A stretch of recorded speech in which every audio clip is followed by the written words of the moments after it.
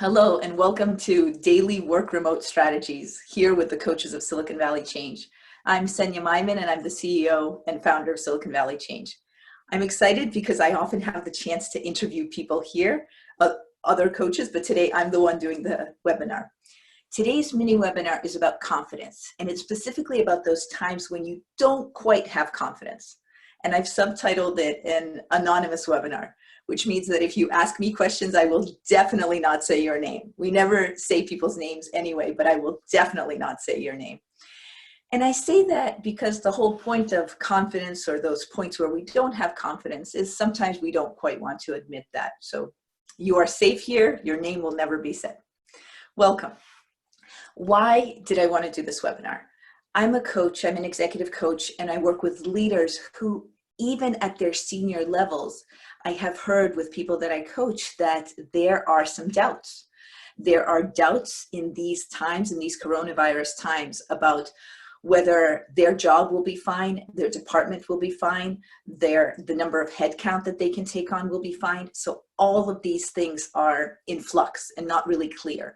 So sometimes that can lead to a confidence loss. So that's why I'm doing this webinar. These topics are ones that I've approached with people that I'm coaching, and that I've also internally looked at myself, that places where I don't have as much confidence in the past few weeks. So confidence, that's the why. What are we going to do? We are going to do a 3-part model. It's the AIM model, AIM, and you're going to walk out of here with this model, and it's a way, the how of it is, it's a way of asking yourself 3 different kinds of questions. So 2 questions and 1 action, but it's a way of checking in with yourself when you feel you may not be confident. And then you would check in, and maybe that would give you an extra jolt. I'm also seeing a friend from high school, so that's super fun. Hello. Okay, so how do we get more confident, and what is the AIM model? Let me go directly to some of this why. I tend to be a pretty optimistic person, just in general, for those of you who have seen me on these webinars. But it's also appropriate to admit that these are harder times in specific ways. So you may have yourself, or you may have colleagues or friends who have concerns literally about their work. Will they have their work? Will they not have their work? Will it be changed? Will they be able to do their work when they're also taking care of their kids? These are valid concerns. And when you're having these kinds of concerns, you may lose confidence in one field or another. Can I get these things done? And actually, let me even backtrack on what I just said. Sometimes they're valid concerns. Sometimes they're not as valid concerns. And so that's something else that we should explore. How valid are these concerns? Okay, so in situations like this, when somebody is saying, there are a few uncertainties in the world, and I am not as confident as I used to be in this or that domain, here are some things you can do. So first of all, I just want to give you my philosophy. Oh, and I also want to share for whom. So I've told you why, because this is in the air. People are talking about this. What we're going to do, the 3-part AIM model, AIM. How is we're going to use those as questions and prods. But one other item, which is who. Who would you like to share this information with beyond yourself? So would you type that in to the comments?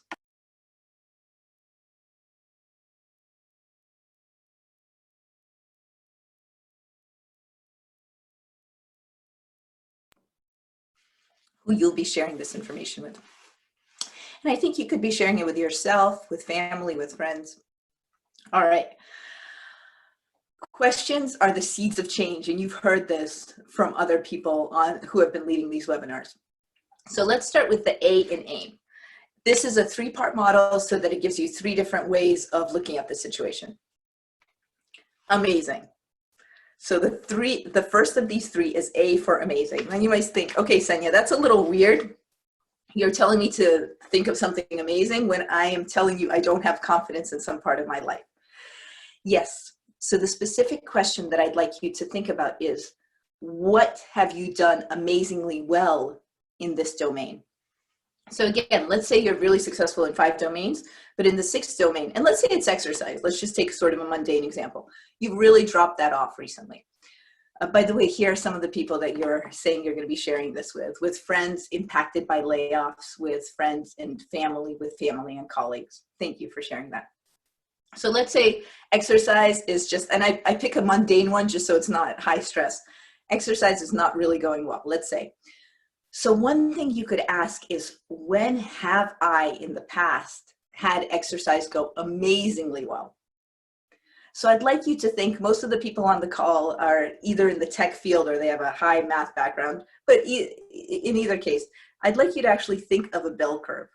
And I'd like you to think in that bell curve of that tail, which is the most positive tail, the best possible experiences. So if you think of yourself in exercise, when have you had the most amazing way of doing exercise? So I'll backpedal a little. I'll suppose you're telling me that exercise has sort of dropped off and you're less confident in that. Again, to pick a mundane example, then I'll say to you, choose the most amazing times that you've had with exercise, when you've done incredibly well, when you've been in your best shape, and tell me, what did you do in those times? So you might say, Senia, that's a little bogus. I'm telling you, it's not going well. Why are you telling me to think of the most amazing times? And I'll tell you why. If I just ask you to think about, even just thinking about that bell curve and your most incredible experiences compared to your worst experiences, if I tell you to think about what is your average good exercise, that is likely not the things that you can replicate. They might have to do with a little bit of willpower or effort, but the things that are probably easiest for you are the things where you have done it amazingly. So maybe you'll say, well, amazing has been when I can check in with this friend and I send them a text before I exercise and a text after. Okay, great. So that actually was in the time when you had amazing experiences. Can you replicate that now? So we're looking at those amazing experiences. And I'll reference something that Pete Berridge here on one of these webinars talked about. It's the story of Jerry Sternin and his wife Monique Sternin when they went to Vietnam and were given 6 months to change the malnourishment situation in Vietnam.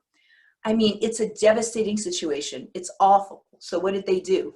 They went to the families of those kids who were not malnourished.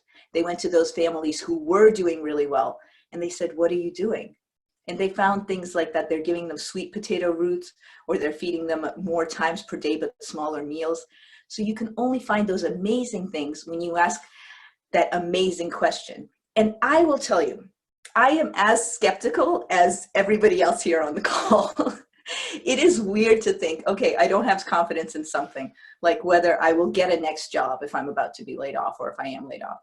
So why am I going to think about how I'm amazing at my job or how I've been amazing at interviewing? How is that going to help me? But that's actually exactly what I'm telling you. In situations where things are really bad, like this Vietnam malnourishment situation, if you look at what can I tweak on the bad front or how can I make it a little better, you may not get real results or not as fast as you want. But if you say, hey, when has this been so incredible that it's energized me, I felt passionate about it, then you might move that forward. So tool number 1, amazing. When has this been amazing in the past? Okay, tool number 2, iterate. This is the AIM model, A-I-M, iterate. What do I mean by this? When you iterate, you will see small movements in that direction that's important for you. So again, what do small movements mean? Let's say doing exercise stinks for me. Let's say I'm not a big fan right now. It's hard to fit into the schedule with all the Zoom calls going on in the house. How can I iterate? How can I make a small tweak? How, for example, something that I talk about regularly is if you want to get to 100 push-ups in a day, you need to start with 1 push-up a day. Just get to 1 push-up every single day, always at 9 a.m. or always at the same time. In 2 days, add a second push-up. So I will tell you again, from my skeptical point of view, that sounds ridiculous. It sounds ridiculous that if you want to exercise, you're going to do 1 push-up a day. But there are many, many research studies, including a flossing study that I've mentioned before, where if you floss 1 tooth a day, which sounds ridiculous, who's going to floss 1 tooth? Or if you're in another group that flosses all your teeth, 6 months later, who do you think is more likely to be a flosser? The ones who just flossed 1 tooth or the ones who flossed their whole mouths? And it is the ones who flossed 1 tooth. Why? I have to say, on webinars, it feels really weird because it feels like I'm asking myself rhetorical questions all the time. So give it a little thought. Why would you think the ones that flossed one tooth would have kept that going and actually floss their whole mouths 6 months later? Give me a couple of comments. I'll put that off as a puzzle to uncover in a couple of moments. Why do you think that one continued more? So iterate. And iterate may mean that you call somebody as an accountability partner. Iterate may mean that you're doing something super, super small, so small that there's no barrier at all. In fact, friends of mine who really are into wellness will say, especially now that we're home, wear your yoga pants, wear your workout clothes. You can be nicely dressed on the top, but wear those things that you can just, like Superman, change up your upper attire and immediately go do that push-up.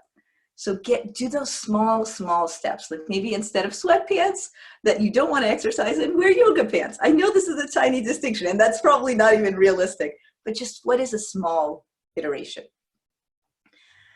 Okay, I'm getting some comments on the floss. So one person is saying it's less of a mental commitment. Another person is saying it can become more of a habit when it's something small. Another person is saying it's a realistic goal that you can meet that can then become a habit and it's easier to stick. And another person is saying it's doable. So basically all of those are right. And the key word is habit. Flossing one tooth for a week can become a habit. Can one push-up at the same time each day become a habit? Or for more important things like looking for a job, can doing something at the same time that's small, same time each day, can that become a habit? Okay. So we've done iterate. We have done when have you done this amazingly well, and how can you iterate on it? So those are 2 of our 3 AIM model. We've got one more in our very brief mini webinar. This is, let me give it to you. This is the M, AIM. This is minimize the stakes. I know I'm giving a really light example with the exercise, but I keep going back to if you've lost your job or if you've been laid off. Minimize, let's go with that example. Minimize the stakes of going for a next job. What are different ways that you can minimize the stakes? Actually, again, I'll ask you for your advice. I have about 3 to 4 things, but what are ways that you can minimize the stakes of starting that interviewing process again? Of getting your resume dusted off, of having all your speaking points, of being able to tell your stories of amazing accomplishment.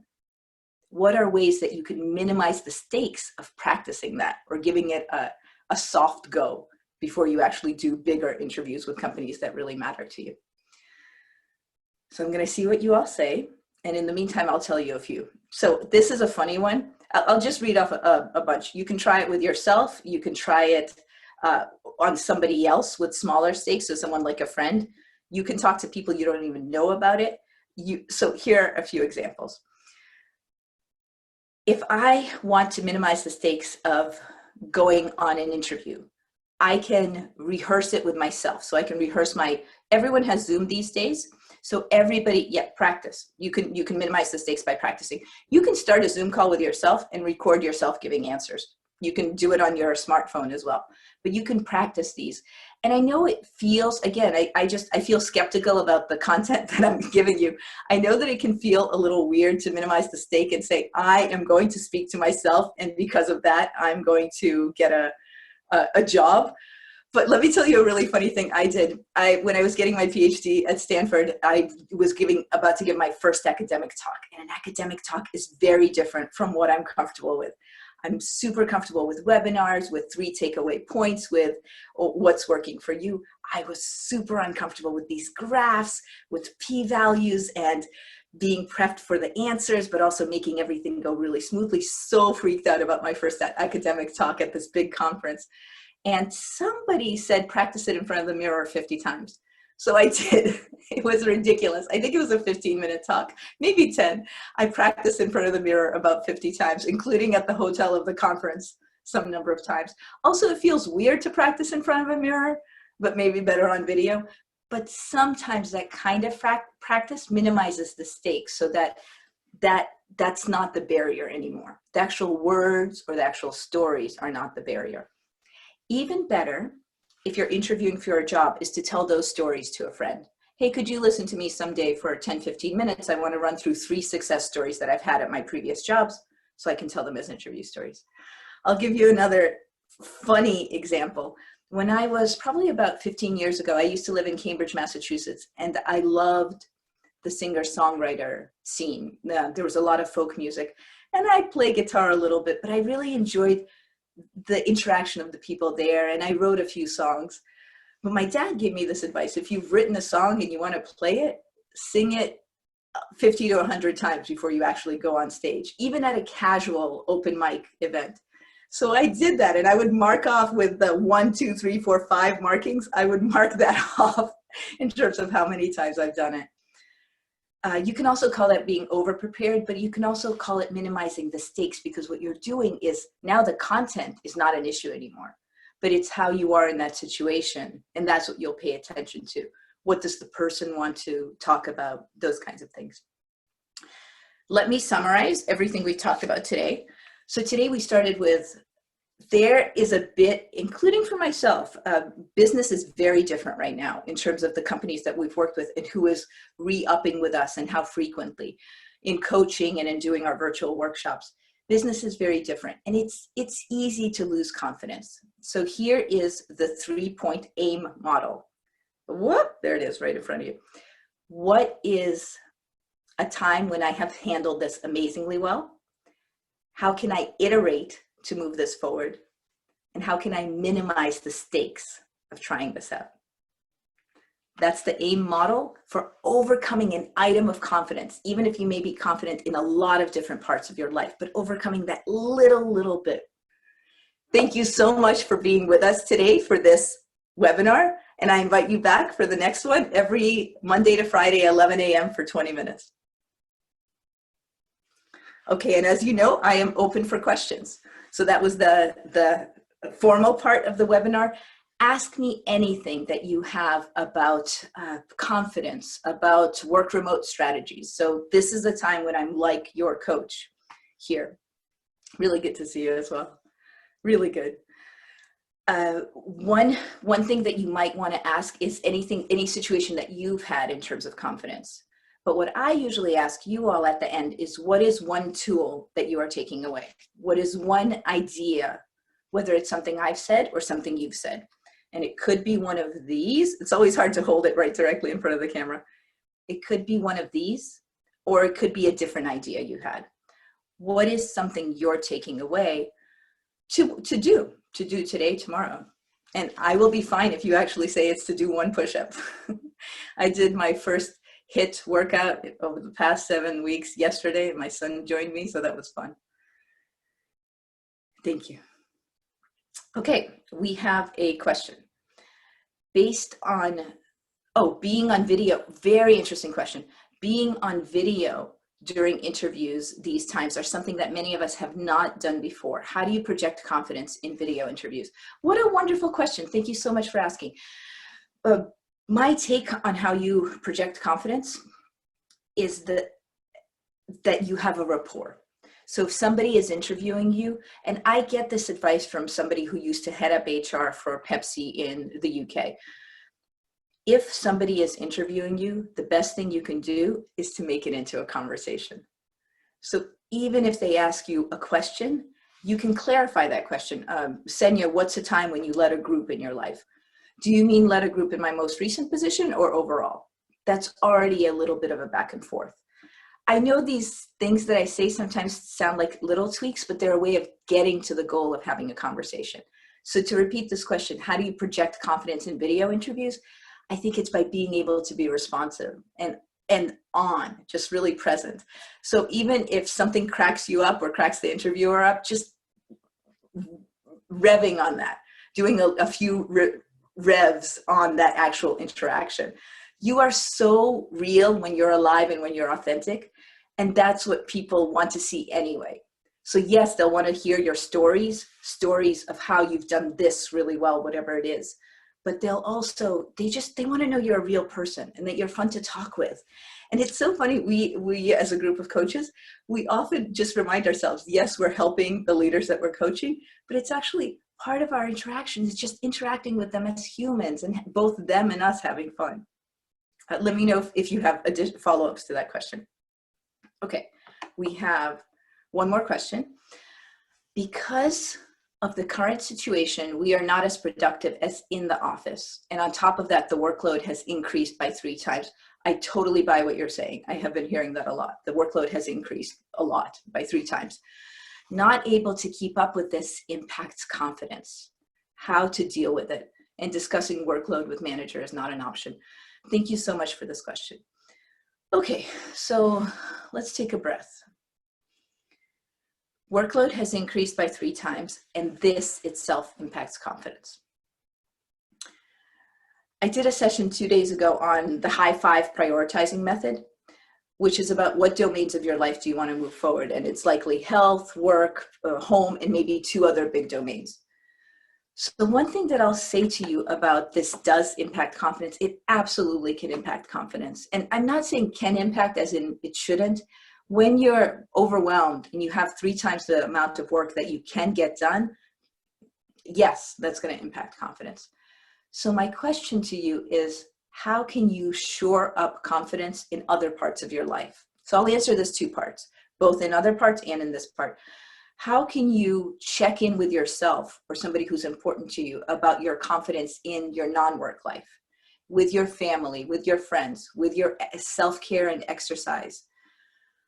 How can you pay attention to those? And one way that you can pay attention to those is, again, I will tell you, this may sound cheesy when I say it, but there are things that this gets in process that have awesome downstream effects. You can, at the end of the day, write down a few things that went well. The studied recommendation is 3 things that went well. But not only the things that went well, but why they went well, how you contributed to them going well. So what that sets up is a little bit of a confidence loop. And sorry, that makes us look like a crazy loop. I don't mean that at all. I mean a confidence loop. Because what you're doing is you're checking in with yourself about things that are working well. So that's one thing to do on those non-issues.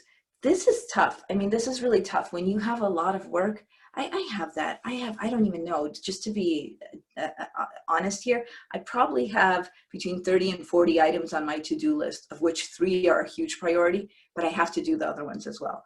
That's not manageable, especially not with other things like kids home and things like that. So what do you do to shore up your confidence? You shore it up in those things that are working. So you brag to people that you're comfortable bragging to about what is working at work. You tell them, hey, I got this done and this done. I actually feel like a superhero today. This and this worked out well. So do talk. You can talk in a funny way about it, but do talk about what is working, even in that area in which we may not feel confident right now, like our jobs. Let me know if that helped. Let me know if there's a follow-up there. Okay, so we have just gotten one more comment, and I think this might be the last one in order to wrap us up. Oh, somebody is telling me what they're going to be doing as a takeaway from today. Talking with the team and sharing what each of them are going through helps in these kinds of scenarios. Absolutely. Everyone's experiencing that overwhelm and that 3 times the work, but nobody acknowledges it. So are there groups with whom you can acknowledge it? Yes, I absolutely hear what you're saying. Additional comments, clarifications, agree, disagree. I'd really love to know what you're taking away from this. I would love to know, hey, Senia, this is what I'm going to do as a result of being here together for the past 27 minutes.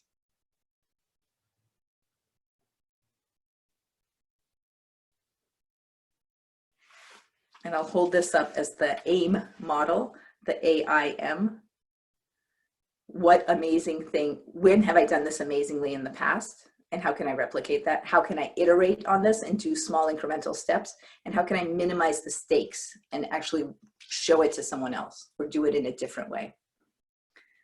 What are you all saying? You guys suddenly got quiet about this question. Huh, what does that say?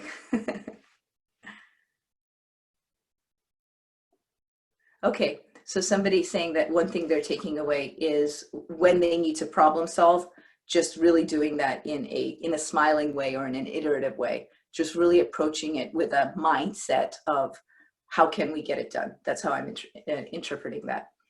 Somebody's saying, good, great model, easy to implement. Super, I'm really glad. I wonder if it can actually even be a checklist for you, for me. Okay, when have I done this in an amazing way before? How can I iterate and how can I minimize the stakes just to try it out? Here's what I'm going to say to you all. Thank you for being with us. Tomorrow we have a really fun speaker. Her name is Margarita Tarragona. She's one of our coaches. She's based in Mexico, and she knows everything about the stories of you. So for example, those who have said on this call, they're interested. Oh, thank you so much. Somebody's saying it's a simple yet powerful technique. Somebody likes the idea of making an AIM checklist. Okay, very cool. Come back on a different call and let me know how it goes. I'm on all these calls. So tomorrow, those people that were interested in how to help friends who are going to be interviewing for jobs, you may want this webinar tomorrow on the stories of you and how to tell the stories of you and the multiple stories of you. That's tomorrow. And on Friday, we have a panel of coaches and we'll be asking a couple of questions to the whole panel of coaches. We super look forward to being with you. We love the back and forth with you. We love seeing the same faces, same names. So delightful to spend time with you, and see you again tomorrow. All the best.